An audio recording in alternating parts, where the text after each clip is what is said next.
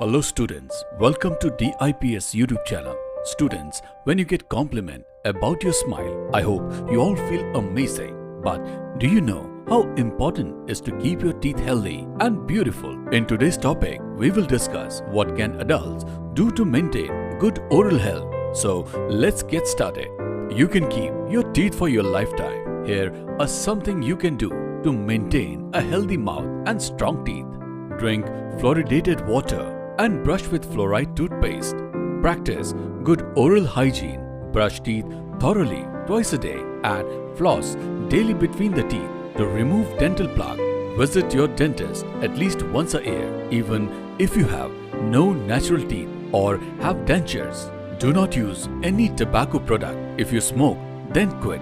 Limit alcoholic drinks. If you have diabetes, work to maintain control of the disease. This will decrease risk of other complications including gum disease. Treating gum disease may help lower your blood sugar level.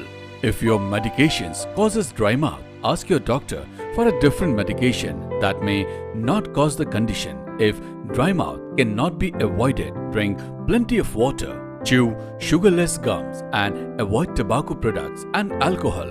See your doctor or a dentist if you have sudden changes in taste and smell.